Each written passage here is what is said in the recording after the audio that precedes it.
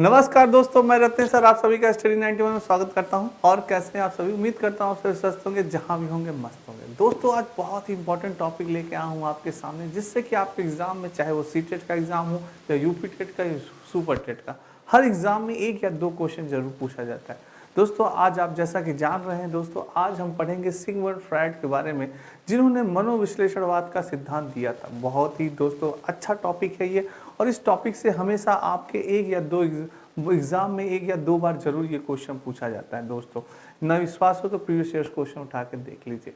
तो दोस्तों Sigmund Freud की क्या थ्योरी थी, उन्होंने किस प्रकार से मन और मस्तिष्क के बारे में अपने विचार प्रस्तुत किए हैं दोस्तों, ईदम, ईगो, सुपर ईगो के बारे में क्या क्या बताया है, इन सभी के बारे में हम दोस्तों आज जानकारी प्राप्त करेंगे। बहुत इंपॉर्टेंट सेशन होने वाला है, मज़ेदार सेशन होने वाला है, धमाकेदार। एक बार मेरे सारे बच्चे वीडियो को ज़रा शेयर कर दें और एक बार लाइक कर दें। आइए दोस्तों स्टार्ट करते हैं अपना सेशन। दोस्तों जैसा कि आप जानते हैं कि स्टडी 91 में आपके बैचेस स्टार्ट हो चुके हैं। आप सभी ये बैचेस ज्वाइन कर सकते हैं। आपका हिंदी है, UP TET, super TET, UP police constable, PCSP और यूसी नेट का। दोस्तों आइए दोस्तों स्टार्ट करते हैं अपना सेशन।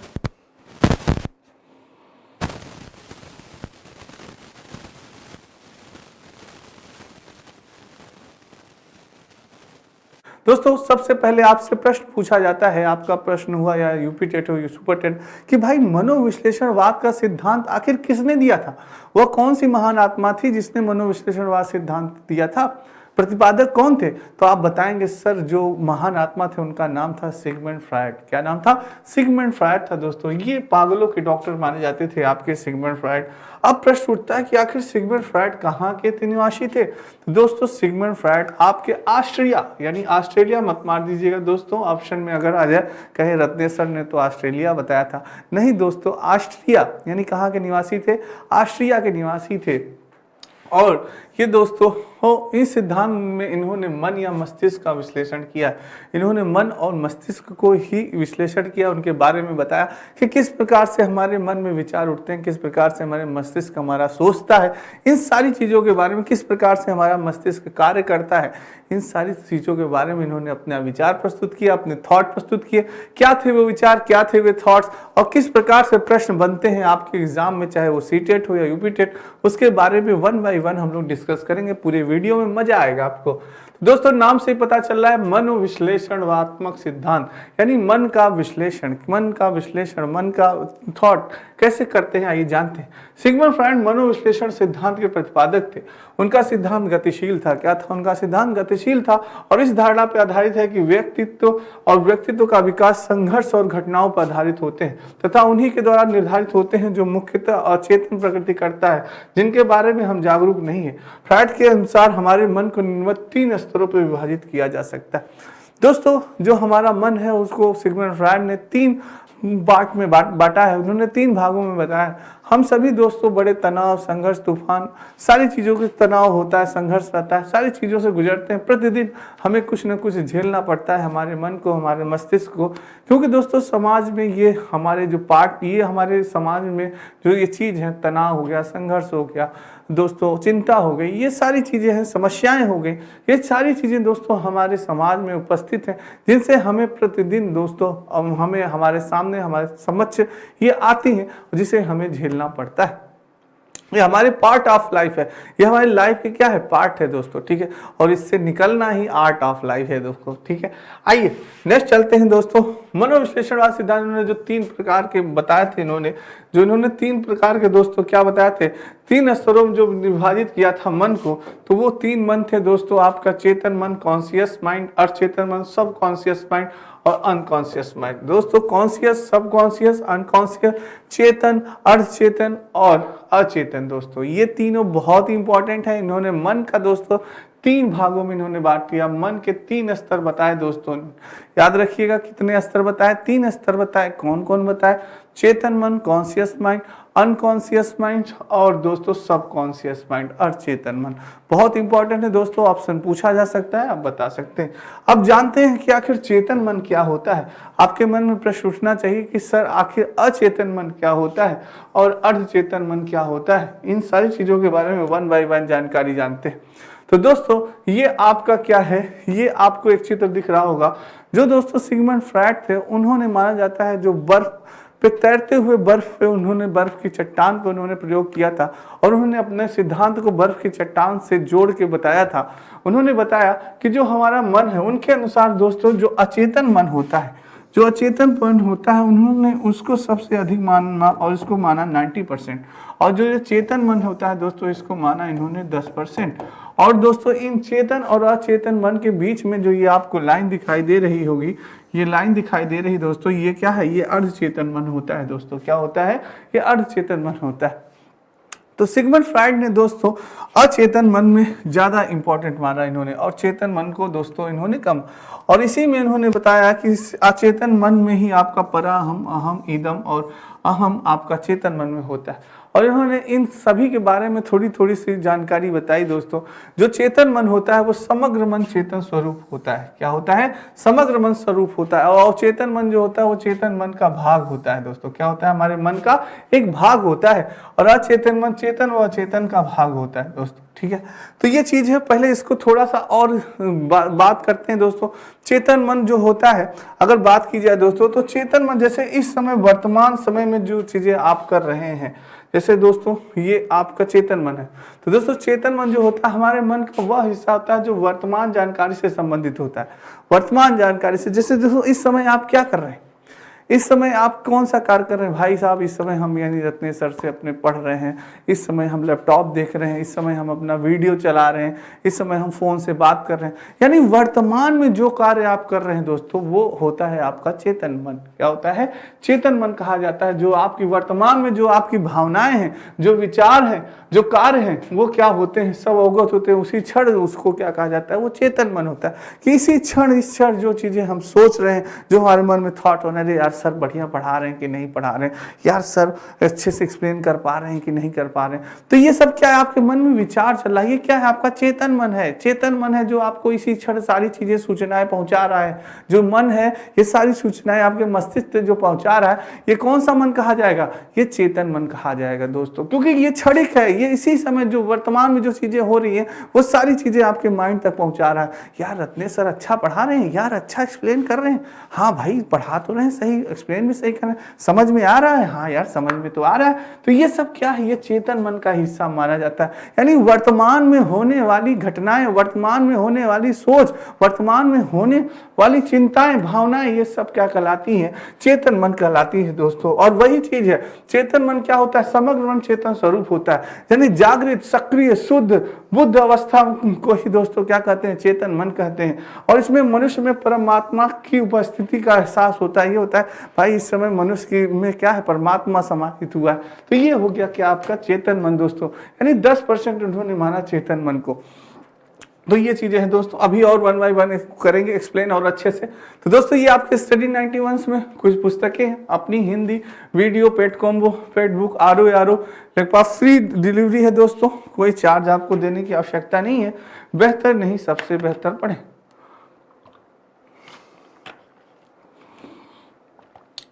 आइए दोस्तों नेक्स्ट चलते हैं।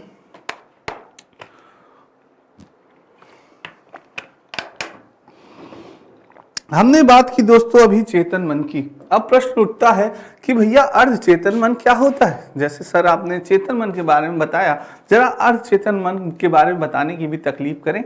तो भाई अर्ध चेतन मन क्या होता है, सारी चीजें को क्लियर करेंगे। बस आप बने रहिएगा शुरू से अंत तक, बहुत मजा आएगा। और आज एकदम सिगमंड फ्राइड आपका क्लियर हो जाएगा और किस प्रकार से प्रश्न बनते हैं वो भी बताया जाएगा दोस्तों। और आपका क्लियर हो जाएगा, कोई भी क्वेश्चन अगर सिगमंड फ्राइड से आपसे पूछा जाए आप तुरंत आंसर देंगे। तो दोस्तों अर्ध चेतन मन यानी इसे पूर्व चेतन या अवचेतन मन भी कहते हैं। मन के इस हिस्से का संबंध उन सभी सूचनाओं से है जिनसे आप वर्तमान में तो अवगत नहीं है, परंतु यदि आप ध्यान दें तो अवगत हो सकते हैं। जैसे दोस्तों अभी वर्तमान में जो चीजें आप जैसे कल या परसों की बातें, जैसे आपसे पूछ लिया जाए यार कल आपने क्या भोजन किया था, दोपहर में आपने क्या खाया था, तुरंत आप यदि यार दोपहर में तो मम्मी ने बढ़िया आलू पराठा बनाया था, यार मजा आ गया था। तुरंत तो आपसे अगर पूछा जाए तो तुरंत तो चीजें आपको याद नहीं है, पर थोड़ा सा आपने दिमाग पे जोर दिया, थोड़ा सा आपने सोचा यार क्या बनाया था मम्मी ने कल यार दोपहर में, अरे यार मम्मी ने आलू पराठा बनाया। तो दोस्तों थोड़ी सी चीजें जब आपने दिमाग पे जोर दी तुरंत आपको चीजें याद आ गई। वो क्या है? वही है दोस्तों आपका अर्धचेतन मन। क्या होता है जब हम अपने दिमाग पे थोड़ा सा जोर देते हैं, थोड़ा सा बल देते हैं, तो जो चीजें दोस्तों हमें भूले होते हैं वो चीजें हमें याद आ जाती है। वही क्या है, अर्धचेतन मन। कुछ दोस्तों हमसे संबंधित घटनाएं हैं, जैसे ही बात की गई होली की, अरे होली है, तुरंत हमें याद आने लगता है अरे होली में तो इस बार तहलका मचाए थे, धूम मचाए थे, अरे भाई विजय भाई को तो इतना रंगे थे क्या बताएं। तो दोस्तों यानी याद आने लगा, अब सारी घटनाएं आपके माइंड में क्या होने लगी, रिमेंबर होने लगी। जो मन में जो आपकी बातें थी, मन में जो आपकी भावनाएं थी, मन में जो चीजें थी, आपने जैसा आपने किया था वो दोस्तों आपका मन होने लगता है, अरे यार होली वाला हरा भरा रंग होने लगता है, तो वो चीजें आपके माइंड में चलने लगती। वो क्या कहलाता है, वो अर्धचेतन मन कहलाता है। यानी कि जो चीजें बीत चुकी है, जो चीजें हो चुकी है आपके साथ, जो घटनाएं घट चुकी है, उसके बारे में सोचना, उसके बारे में विचार करना आपके मस्तिष्क के द्वारा, आपके मन के द्वारा, वही क्या कहलाता है, अर्धचेतन मन कहलाता है, जिसे हम भूल चुके हैं तो जब याद करते हैं तो वो चीजें हमें याद आ जाती है, वही क्या है, अर्धचेतन मन है दोस्तों। तो वही चीज है दोस्तों। तो अर्धचेतन मन के बारे में इनका इसमें उदाहरण ये था कि अर्धचेतन मन दोस्तों, अवचेतन मन यानी कि सब कॉन्शियस, ये दोस्तों आपका यानी कि अर्धचेतन मन दोस्तों, यानी कि इसमें स्मृतियां, अनुभव, ज्ञान संचित होती है दोस्तों। ख्वाबों और ख्यालों में निद्रा की अवस्था चेतन होती है। चेतन मन का यह एक भाग होता है दोस्तों, ठीक है। अब दोस्तों बात करते हैं आपकी अर्धचेतन मन की, अचेतन मन की, जो कि लास्ट है दोस्तों। क्या है दोस्तों, अचेतन मन, जो कि अचेतन मन, जो कि मन के हिस्से में अंतिम हिस्से के संबंध में दोस्तों सामाजिक रूप से, एक मिनट दोस्तों, अर्धचेतन की बात हो गई दोस्तों, ये कि आपका था अर्धचेतन मन यानी कि सबकॉन्शियस। अब अनकॉन्शियस यानी अचेतन मन की बात की जाए, जो कि सबसे अधिक माना, सिगमंड फ्रायड ने अचेतन मन को दोस्तों सबसे ज्यादा महत्वपूर्ण माना इस महान आत्मा ने। और अचेतन मन इन्होंने कितना दिया, 90% दिया। और इन्होंने कहा कि मन के इस अंतिम हिस्से का संबंध उन सामाजिक रूप से अस्वीकार जरूरतों, इच्छाओं, प्रेरणाओं तथा भावनाओं के संग्रहण से है जिनसे आप अनभिज्ञ हैं, जिनके बारे में आपको ज्ञान नहीं है, जिनके बारे में चीजें आपका सेंस नहीं है। अगर दोस्तों समझ में आया, नहीं समझ में आया, सरल भाषा में अगर बात की जाए कि सर सरल भाषा में क्या कहें, सरल भाषा में कैसे समझे अचेतन मन, तो जैसे जो चीजें आप की घटनाएं घटित हो चुकी हैं और उनको आप भूल चुके हैं, पूर्णतः क्या है, आप भूल चुके हैं, आप याद करने का भी प्रयास करेंगे तो आपको चीजें याद नहीं आएंगी। बहुत सरल भाषा में कहा जाए अचेतन मन में, जैसे दोस्तों आपके पिछले वर्ष यानी कि 2000 अगर बात की जाए 2021 में या 2019 में या 2018 में, पिछले वर्षों की बातें आपसे पूछी जाए कि कौन सी यानी कि क्या घटना आपके साथ घटी थी पिछले वर्ष की जनवरी में, आपके साथ जनवरी माह में ये घटना घटी थी, आपको उसकी डेट याद है, आपको उसका दिन याद है, आपको उसका समय याद है? तो आप कहेंगे सर नहीं, बिल्कुल चीजें नहीं, क्योंकि जो चीजें हम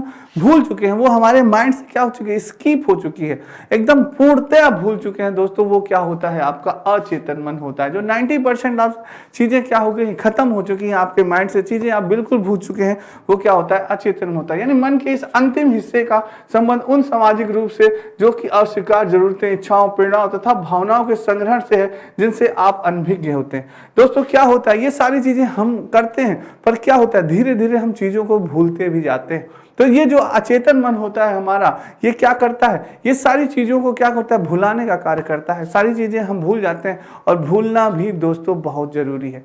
सोचिए हमारे साथ हमारे जीवन में ऐसी ऐसी घटनाएं घटती हैं, अगर जिनकी हम कल्पनाएं करें, जिनके बारे में हम सोचें तो हमारा मन दोस्तों डर उठता है, हमारा मन क्या होता है, दुखमय हो जाता है, भाव विभोर हो जाता है, आंखों से आंसू गिरने लगते हैं कि हे प्रभु वो दिन फिर दोबारा न आए हमारे साथ, वो घटना हमारे साथ जो घटित हुई थी अगले साल, वो घटना इस साल हमारे साथ न घटित हो, नहीं तो ईश्वर हम जीवित नहीं रह पाएंगे। तो दुख दोस्तों हम सभी जानते हैं कि जिस प्रकार से सुख हमारे लाइफ का पार्ट है, उसी प्रकार से दुख भी हमारे लाइफ का एक बहुत बड़ा पार्ट है। तो दोस्तों ये हमारा जो माइंड है, ये मन है, उस ईश्वर ने इसी प्रकार बनाया है कि हम अपने सुख के साथ साथ अपने दुख को भी भूलते जाएं दोस्तों। अगर नहीं भूलेंगे तो सोचिए क्या होगा परिणाम, जो चीजें हमें हमेशा याद रहे, सोचिए दोस्तों तो क्या होगा। तो दुख को भूलना भी बहुत अनिवार्य है दोस्तों। तो हमेशा वो दर्द और नाशूर आपके मन में बना रहेगा। तो इसलिए दोस्तों ये जो अचेतन मन करता है वो कार्य क्या करता है, वो उस दुख को भुलाने का कार्य करता है। दुख ही नहीं, सुख नहीं, सारी चीजों को भुलाने का कार्य करता है, और जिनसे आप क्या हो जाते हैं, अनभिज्ञ हो जाते हैं, जिनसे बारे में आप नहीं जान पाते।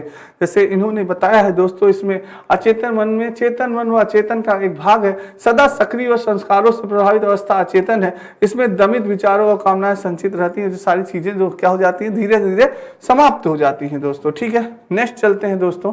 फ्राइड ने व्यक्तित्व की संरचना में इदम, अहम तथा परा अहम नामक 3 घटक दिए हैं।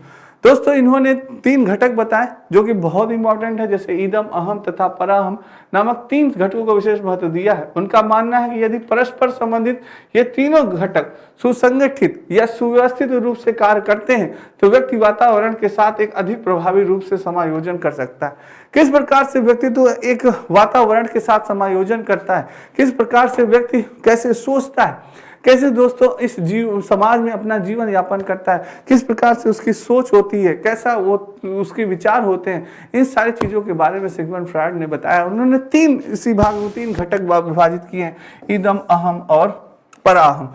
इदम आइए जानते हैं ये 3 घटक, यानी कि इदम, अहम, इदम दोस्तों अहम ईगो और परा अहम सुपर ईगो। क्या होता है आखिर इदम, क्या होता है आखिर अहम, और क्या होता है आखिर सुपर ईगो? आपके मन में प्रश्न उठ रहा होगा, सर क्या होता है ये, इसके बारे में जरा बताने की कृपा करें और इसको हमें और भी उल्लेख करें। तो सोचिए दोस्तों, आइए बताते हैं आपको। दोस्तों फ्रायड ने व्यक्तित्व को 3 भागों में बांटा। जो इन्होंने व्यक्तित्व का पार्ट था उन्होंने 3 भागों में बांटा। हमारे मनुष्य के व्यक्तित्व को 3 भागों में बांटा है। सबसे पहले इदम।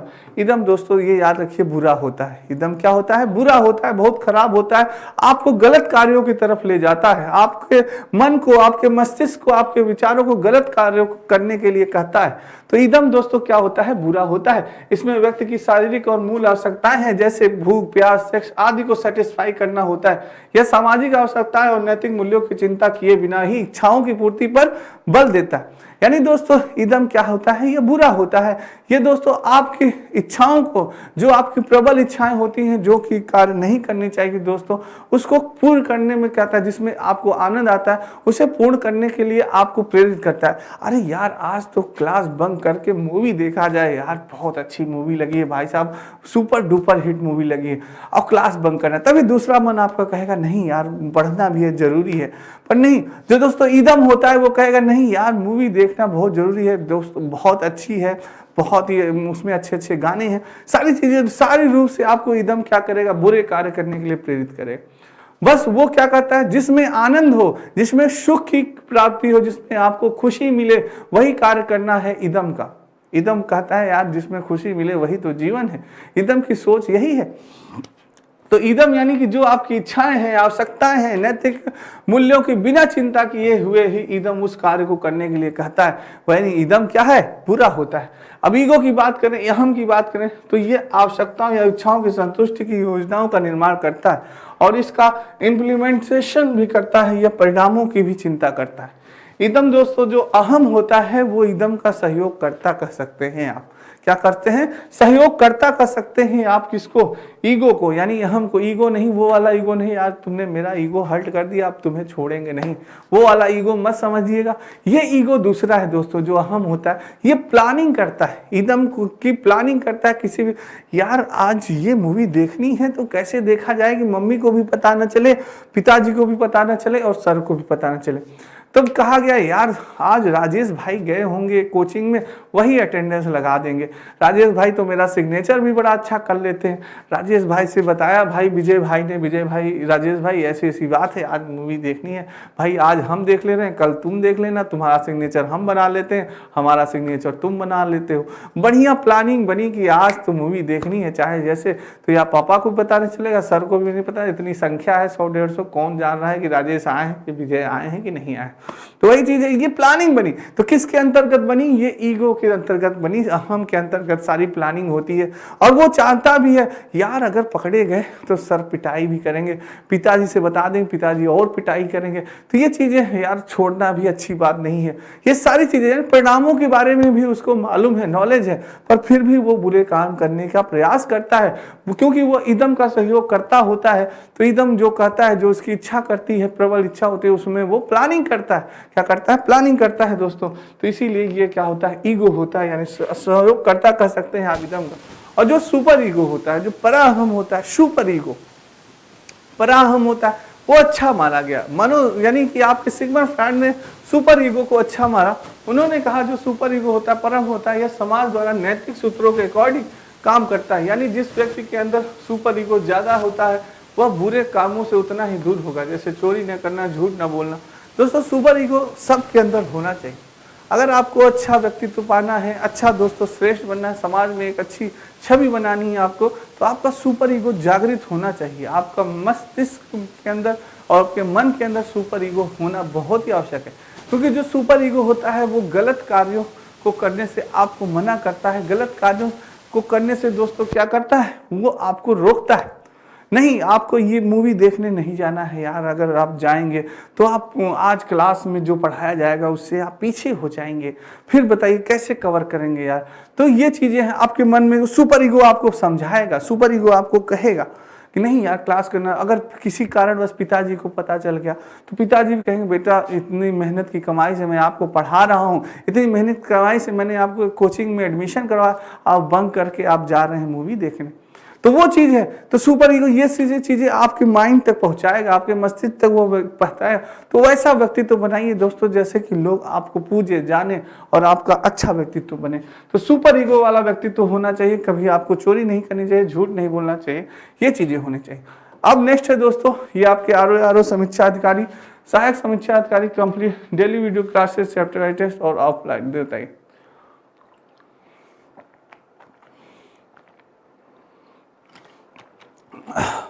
अब आपसे मन ये होगा कि सर ये तो आपने बता दिया, इदम समझ में आ गया, अहम समझ में आ गया, सुपर ईगो समझ में आ गया, पराहम समझ में आ गया, इदम ईगो सुपर ईगो समझ में आ गया, पर सर ये आपने ये नहीं बताया प्रश्न कैसे बनता है।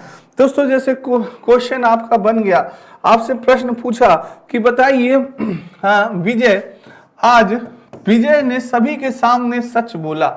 विजय ने आज सभी के सामने अपने अपराध को कबूल किया कि हाँ मैं कोचिंग बंक करके जाता हूँ सर। सर ने उससे पूछा कि बताओ विजय तुम कल क्यों नहीं आए, किस कारणवश तुम कोचिंग में पढ़ने नहीं आए। तो विजय ने सच बताया, पूरा चीज बता दिया सच कि सर मैं मूवी देखने चला गया था, पर दोबारा ये चीजें नहीं होंगी। तो विजय के अंदर कौन सा व्यक्तित्व प्रभावित हो चुका है। ए ऑप्शन होगा आपका इदम, बी ऑप्शन होगा आपका ईगो, बी ऑप्शन होगा, सी ऑप्शन होगा आपका सुपर ईगो, या डी ऑप्शन होगा इनमें से कोई नहीं, नन ऑफ दिस। तो आप क्या बताएंगे कि उसने सच बोला है, उसने झूठ नहीं बोला कि सर नहीं, उसके मन ने निश्चय कर लिया कि अब हम नहीं जाएंगे ये मूवी देखने। तो जब वो सच बोल रहा है, यानी वो झूठ नहीं बोला, तो उसके अंदर क्या हो गया है, उसका व्यक्तित्व प्रभावित हो चुका है। किससे, सुपर ईगो से प्रभावित हो चुका है। दोस्तों बालक इसमें क्या करना चाहता है, अच्छा बनना चाहता है, अच्छे कार्य करना चाहता है। आपसे ये भी प्रश्न पूछा जा सकता है कि बालक किस व्यक्तित्व में अच्छे कार्य करना चाहता है, किस व्यक्तित्व में झूठ नहीं बोलना चाहता। तो वो चीजें क्या होगा, आपका सुपर ईगो होगा। आपसे पूछे किस व्यक्तित्व में बालक अपने सभी इच्छाओं को पूर्ति करना चाहता है, वह नैतिकता को नहीं मानता, वह सामाजिक लोगों की सोच को नहीं मांगता, तो वो सिर्फ अपनी मूल प्रवृत्तियों पर ध्यान देता है, अपनी इच्छाओं पर ध्यान देता है, बाकी चीजें वो नहीं सोचता। वह कौन सा व्यक्तित्व है, तो वो है इदम। दोस्तों क्या है, वो इदम होता है दोस्तों आपका, जो कि मैंने आपको बताया क्या होता है, बुरा होता है। क्या होता है, यह बुरा होता है। और जो ईगो होता है दोस्तों वो क्या होता है, सहयोग करता, आप कह सकते हैं आप किसका, इदम का सहयोग करता होता है। क्या होता है, इदम का सहयोग करता होता है। और जो सुपर ईगो होता है ये अच्छा माना जाता है व्यक्ति, इसमें अच्छा बालक, अच्छा लड़का, अच्छा लड़की, ये चीज होता है। अब आपका क्लियर हो गया होगा इदम, ईगो, सुपर ईगो। मुझे नहीं लगता मेरे किसी बच्चे का कंफ्यूजन होगा। आइए नेक्स्ट चलते हैं। कामवृत्ति, लिबिडो, लैंगिक ऊर्जा, सेक्सुअल एनर्जी है जिसके विकास पर बल देते हुए फ्रायड ने 5 प्रकार की मनोलैंगिक अवस्थाएं बताई। दोस्तों मनोलैंगिक अवस्थाएं बहुत इंपॉर्टेंट है सिगमंड फ्रायड की, जिससे कि हमारे एग्जाम में बहुत प्रश्न पूछा जाता है। क्या थी वो मनोलैंगिक अवस्थाएं, क्या थी सिगमंड फ्रायड ने कितनी बताए हैं इनके बारे में, आइए जानकारी करते हैं। दोस्तों सिगमंड फ्रायड ने 5 अवस्थाएं बताई, 5 अवस्थाएं बताई हैं, जिसको पंच अवस्था सिद्धांत भी कहा जाता है, 5 स्टेज थ्योरी के नाम से भी जाना जाता है। आइए जानते हैं इनके बारे में, इसका संक्षिप्त वर्णन करते हैं। सबसे पहली अवस्था बताई मौखिक अवस्था, ओरल स्टेज। क्या बताई? Oral stage. दोस्तों इसके समय टाइम पीरियड में बड़ा विवाद है। कई मनोवैज्ञानिकों ने अपने में, किसी ने 1 वर्ष, किसी ने 1.5 वर्ष और किसी ने 2 वर्ष। दोस्तों कभी भी ये पूछा नहीं जा सकता, पर अगर आपसे पूछा जाए तो 0 से 2 वर्ष आप बता सकते हैं। तो ये प्रश्न विवादित है, कई मनोवैज्ञानिकों के अलग अलग विचार हैं दोस्तों, ठीक है। तो ये वर्ष नहीं पूछा, पर ये जान रखिए कि मुख्य अवस्था का अधिकतम कितना होता है, 2 वर्ष तक ही माना गया। तो 2 वर्ष का बालक आखिर क्या करता है, इसके बारे में जानते हैं। उन्होंने बताया कि इसमें बच्चा होठ जीभ द्वारा चूस कर दबा कर आनंद प्राप्त करता है। दोस्तों आप जानते हैं कि इस अवस्था में बालक अपनी माँ का स्तनपान करता है और ओठ के माध्यम से करता है, उसे बहुत ही आनंद की प्राप्ति होती है। इसी प्रकार से वो ओठ के माध्यम से आपका अंगूठा चूसता है। क्या चूसता है? अंगूठा चूसता है। दोस्तों बहुत आनंद आता होगा, जैसे आप लोग भी होते होंगे ना, अरे भैया अंगूठा मिल गया चूसने को, बस कोई मना ना करो, सारा सुख मिल गया, जैसे लीमन चूस, जैसे बढ़िया भाई, क्या बहुत बड़ा आनंद मिल गया है। हाँ, तो दोस्तों हमारी जो माताएं रहती थी, जैसे जिन बच्चों का जो बड़े भी हो जाते थे तो अंगूठा चूसते ही रहते थे, उनकी आदतें कैसे सुधारती थी। माँ तो माँ होती है, सुपर माँ होती हैं, कुछ जो टीचर्स बन जाती हैं, जो जानते ही आप, माँ के पास सारी यानी गुणों का और अवगुणों का भी दोस्तों, सारे अवगुणों कैसे दूर करने चाहिए उनकी ट्रिक उनके पास होती है। तो वो क्या लगा देती थी? मिर्चा लगा देती थी आपके अंगूठे में। क्या लगा देती थी? मिर्चा। जैसे और जैसे ही बालक एक बार मुंह में उंगली डाला और आपको पता नहीं चलता था, जैसे आप सो रहे हैं वो है, और आपके अंगूठे में क्या लगा दी? मिर्चा, लाल मिर्चा लगा दिया। और जैसे ही आप उठे, आपकी आदत बनी है सुबह उठते ही, जैसे कोको कोला मिल गया है, वैसे तुरंत मुंह में जैसे ही आपने डाला वैसे मिर्चा लगा। अरे बाप रे बाप, क्या हो गया? एक बार में नहीं मानेंगे, माँ जानती है कि आप एक बार में नहीं मानेंगे। फिर दूसरे दिन माताजी ने लगा दिया, फिर आपने डाला। जैसे आपने 2-3 दिन माताजी ने ये प्रक्रिया की, आप कभी जीवन में फिर अंगूठा नहीं चूसेंगे।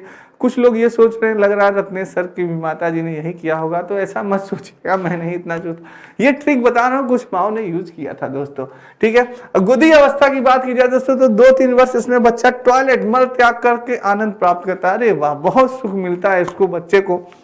बुद्धि अवस्था होती है दोस्तों, इसको एनल स्टेज भी कहा जाता है। इसमें बच्चे क्या होते हैं दोस्तों, अपना सारा क्रियाकलाप करके बड़ा आनंद प्राप्त करते हैं। वाह वाह, किसी गोद में गए और बाथरूम कर दिए, बड़ा अच्छा स्थान है भाई, इससे अच्छा स्थान नहीं मिलेगा, बस यहीं पे प्रवाह अपना बढ़ा दो।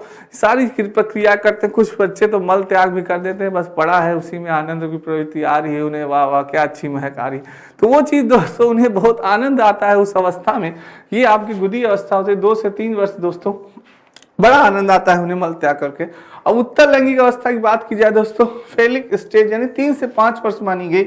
इस अवस्था में बालक की सुस्ता में जननांगों पर केंद्रित होती है। किस पे? जननांगों केंद्रित हो जाती है। फ्रायड के अनुसार बालक अपनी माता तथा बालिका अपने पिता से प्रेम करती है और उसके दूसरे में बांटना नहीं चाहती। जस्ट अपोजिट हो जाता है दोस्तों।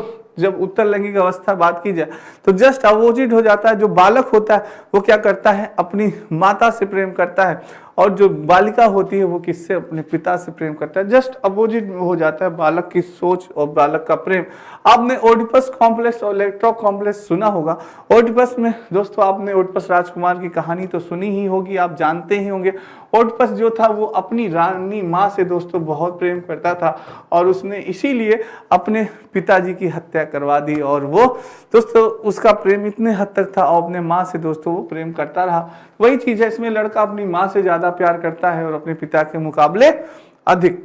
और इसमें इलेक्ट्रा दोस्तों, ये भी इलेक्ट्रा एक राजकुमारी थी जो कि अपनी पिता से दोस्तों बहुत प्रेम करती थी, जिसने अपने भाई के साथ मिलकर इनकी हत्या करवा दी थी। तो दोस्तों ये चीज है, यानी लड़की अपने किसी पिता से मिलती है, सॉरी माता की हत्या करवाई थी दोस्तों, पिता से प्रेम करती थी, पिता से ज्यादा प्यार करती थी और अपनी माँ के मुकाबले। तो इसमें दोस्तों जस्ट अपोजिट होता है। तो ये चीज थी, इलेक्ट्रा राजकुमारी थी। सोचिए पहले के लोग भी दोस्तों ऐसे ऐसा कांड करते थे, क्या बात है।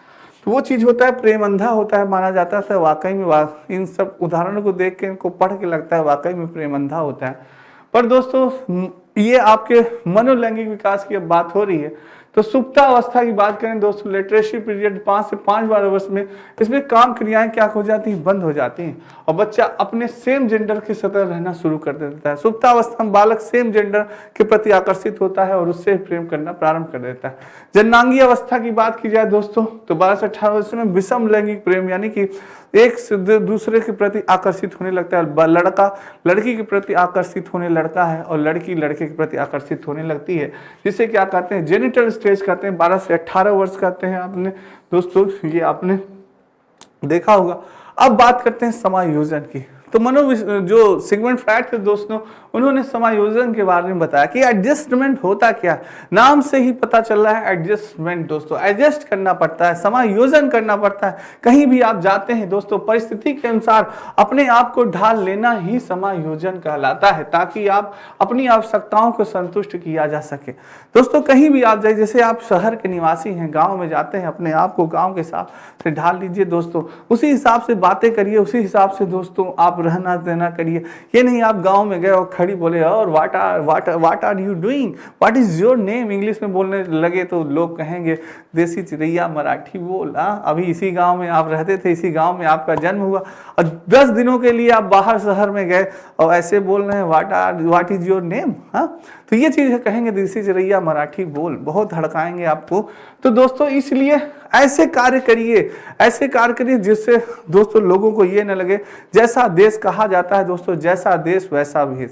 तो जिसी प्रकार से कार्य करिए, वही दोस्तों समायोजन कहला जाता है। वही क्या होता है, समायोजन कहला जाता है। समायोजन की एक यही लाइन होती है, जैसा देश वैसा भेष। जहां जैसी स्थिति उसी स्थिति में अपने आप को ढाल लेना ही दोस्तों क्या होता है, समायोजन होता है। कुसुमायोजन दोस्तों क्या होता है, यदि कोई व्यक्ति वातावरण में अपनी आवश्यकता की पूर्ति नहीं कर पाता तो वह कुसुमायोजन को जस्ट अपोजिट समायोजन के, जो अपने यानी कि किसी भी वातावरण में अपने आप को ढाल ना सके दोस्तों। अब कुछ शहर के वासी गांव में गए तो उन्हें प्रॉब्लम होने लगे, रहने नहीं पा रही यार, यहाँ तो धूल गर्मी बहुत ही ज्यादा स्मेल कर रहा है, तो वो क्या नहीं रह पाते दोस्तों। उसे क्या कहते हैं, कुसुमायोजन, क्योंकि वो अपने आप को वहां पे ढाल नहीं सकते।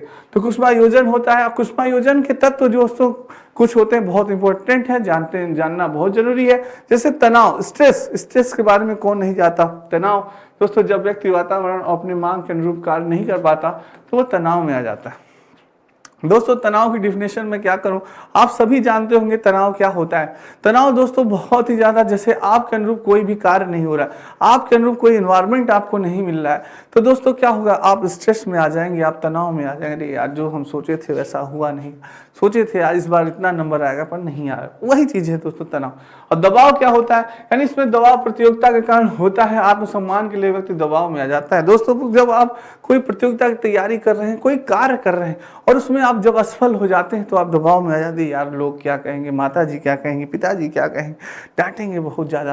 तो ये सब क्या है, दबाव है दोस्तों, प्रेशर है। अपने आप को आप प्रेशर में लेने लगते हैं। जो कार्य आप करना चाहते हैं वो जब आप नहीं कर पाते तो आप प्रेशराइज हो जाते हैं, दबाव में आ जाते हैं। कुंठा या निराशा दोस्तों, जब किसी भी इच्छा या बाधा में आने से उसकी उम्मीद भी खत्म हो जाती है तो कुंठा। इतने दिन से तैयारी कर रहे हैं यार, एसएससी की तैयारी कर रहे हैं, एसआई की तैयारी कर रहे हैं, सिलेक्शन नहीं हो रहा, क्या पढ़े यार, न वैकेंसी आ रही है न भर्ती आ रही, मन में कुंठा हो गए दोस्तों कि अब तैयारी करना छोड़ देंगे भैया, सब कुछ बुरिया बिस्तर बंद करके अब संगम से चल रहे हैं हम।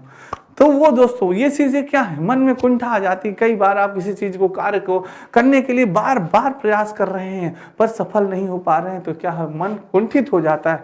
द्वंद्व दोस्तों, जब एक ही समय दो शक्तियां जागृत हो जाती हैं तब व्यक्ति के अंदर द्वंद्व उत्पन्न हो जाता है। नहीं यार हमें तैयारी करनी है, इस बार तो मुझे सिलेक्शन लेना है। दूसरा मन कहेगा अरे यार इतने दिन से तो तैयारी कर रहे हैं, सफल कहाँ हो पा रहे हैं, कहाँ पे वैकेंसी आ रही है, नहीं यार इस बार बम्पर वैकेंसी आएगी, इस बार सफल होना। यानी द्वंद्व स्टार्ट हो गया दोस्तों, आपके मन में ही द्वंद्व स्टार्ट हो। एक मन कर रहा नहीं तैयारी करो, एक मन कर रहा नहीं घर छोड़ के चले जाओ, अब हो गया बहुत तैयारी हो गई। तो दोस्तों ये क्या है, जब मन में दो प्रकार के द्वंद्व स्टार्ट हो जाए, दो प्रकार के विचार स्टार्ट हो जाए और आपस में टकराव हो तो वही होता है द्वंद्व। तो यही चीज होता है द्वंद्व दोस्तों। नेक्स्ट है आपका, ये आपके वीडियो ग्राम विकास तैयारी का नया बैच प्रारंभ, महाबजट ऑफर दोस्तों मात्र 1299 रुपए में। तो दोस्तों आज की क्लास आपको कैसी लगी कमेंट बॉक्स में कमेंट जरूर करिएगा।